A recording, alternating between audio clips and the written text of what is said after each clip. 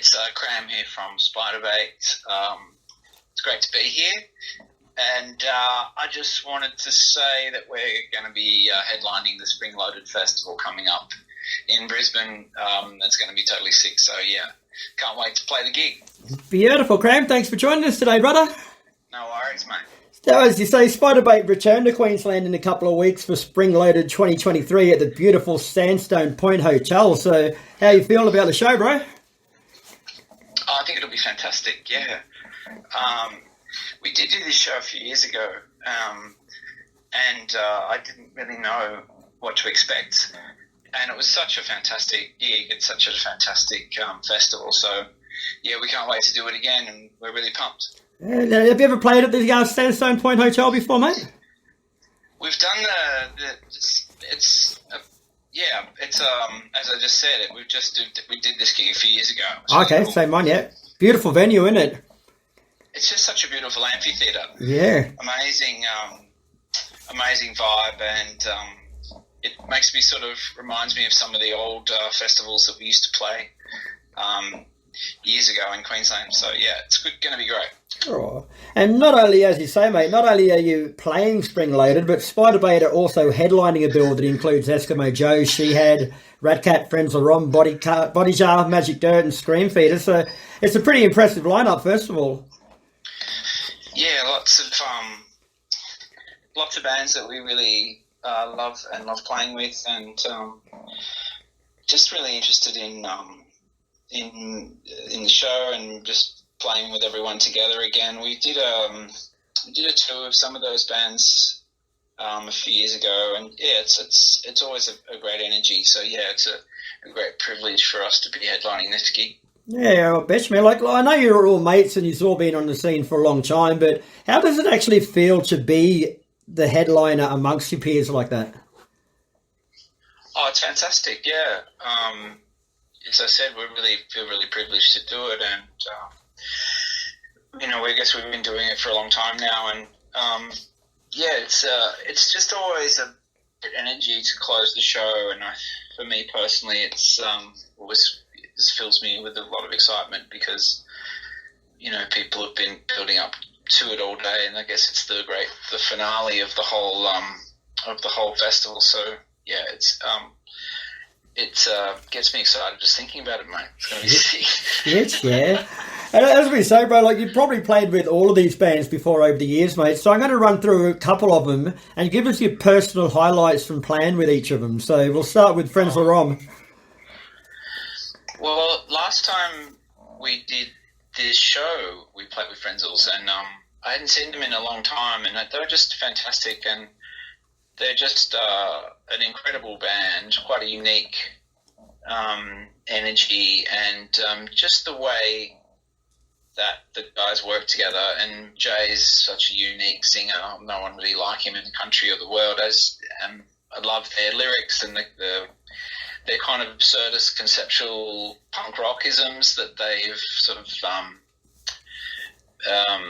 just made into such fantastic tracks. So yeah, I think the last time we played with them at this show was really awesome. Cool. And how about Body Jar? I remember seeing we played with them. We did a national tour with them and Magic Dirt, and we also played with them at the My Music Bowl, I think last year or the year before. So we played with Body Jar a fair bit in recent years. And but I remember we did I think a Red Hot Summer tour with them, and yeah, they were fantastic. The show in Adelaide and the show in Perth were really great, and I think I remember seeing them at a pub in Hobart when I just happened to be there a while back too. So yeah, great band. Cool. And how about Scream Feeder? You would have played with them a fair bit over the years, eh? Well, Kelly and Janet are such old friends, and Scream Feeder is a very special band to us because our first ever tour interstate to Queensland, we stayed at their house in Brisbane in I think it was Inaugural Terrace, and yeah, it was just really cool. And they did the same thing when they'd come down to Melbourne. They'd stay at our place, and Tim and Kelly, just such a great songwriting team. Kelly and Janet have a real similar energy, and they've been friends for such a long time. Whenever we play together, I think they shows with us on our last tour as well. And so, yeah, it's always great to play with Screen Feeder. They're one of the greats. Yeah. So going off track a little bit, mate, like you raised a good point there. Like a lot of you bands, like you have supported each other over the years. You stayed at each other's houses. Like there's that old school camaraderie there from all bands from that era. But do you think these days in the modern music industry that camaraderie is lacking a little bit, I guess, in this music scene?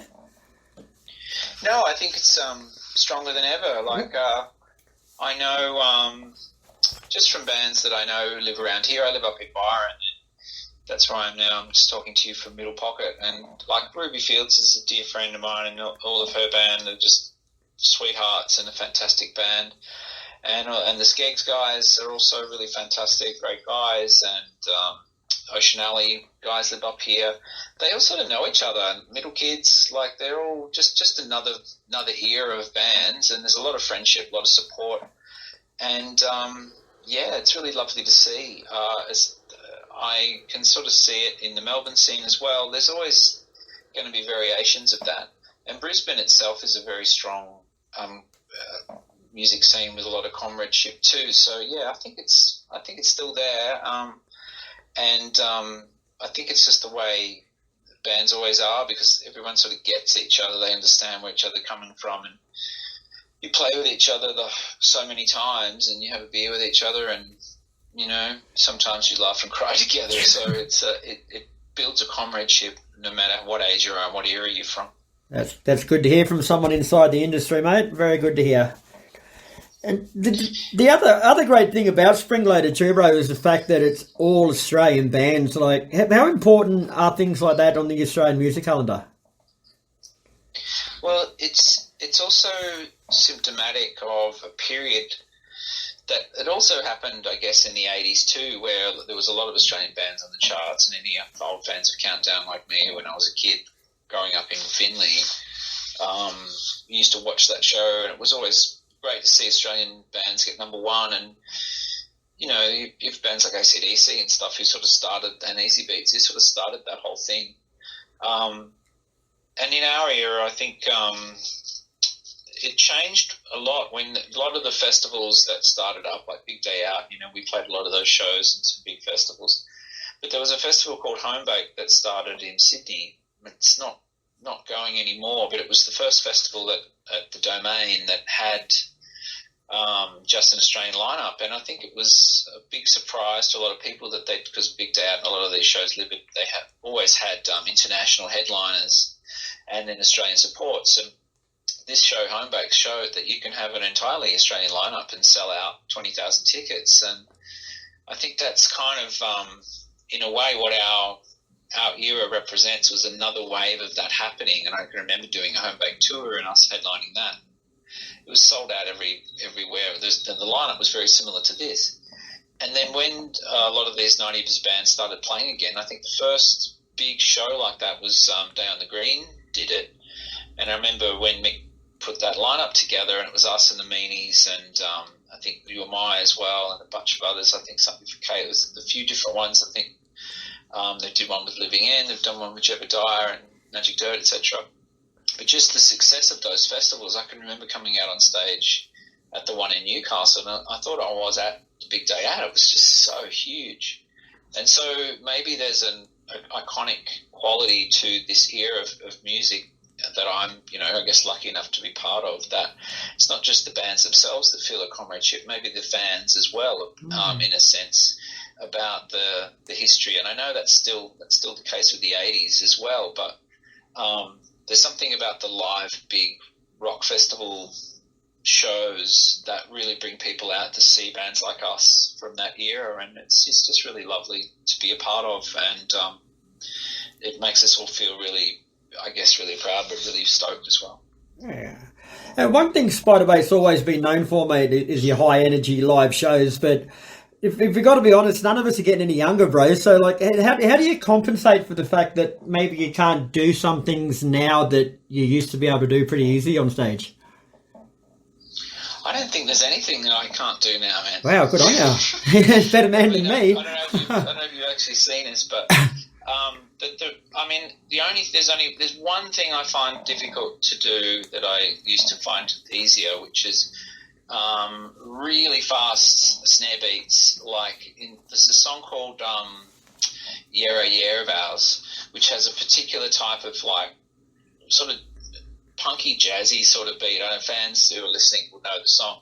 That song I find hard to do all the way through. It's like, holy shit, that's really tough. But in some ways, I don't know. I think I'm probably singing better than I was when I was 20. I'm certainly much better at shaping a show with the audience. I don't feel any nerves, and any show, whether it's even if it's 20,000 people, I don't have any problem with that atmosphere. Whereas I think in the old days I used to get quite nervous and stuff. So in some ways you do improve with age, but I think it's really important, and I would like to say this in this regard, that one thing I do see that happens a lot with bands who've been playing for a long time is that there's an element of safeness that comes into the show. It's just sort of, I don't know, in some ways it seems like they've been doing it so long, it seems like work.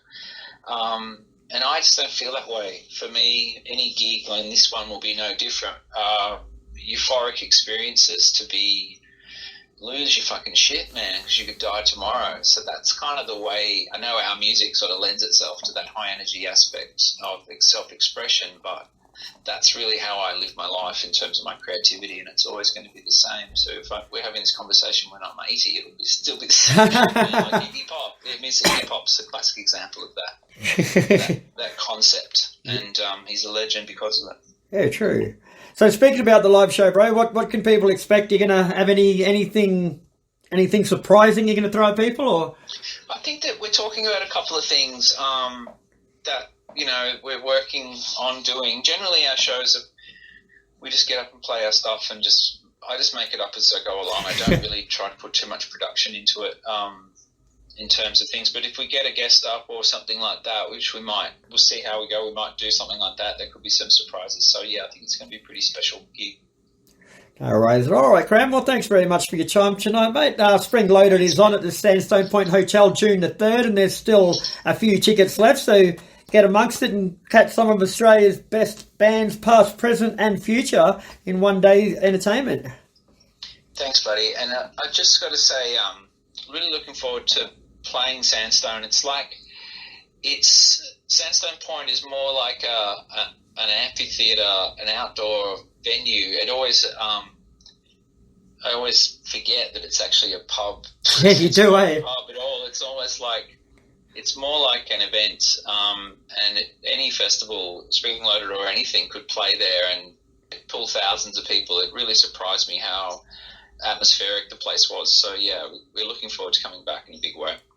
Beautiful, brother. All right, mate. Well, I shall see you on the day as well. And until then, enjoy yourself, brother, and we'll catch you in a couple of weeks.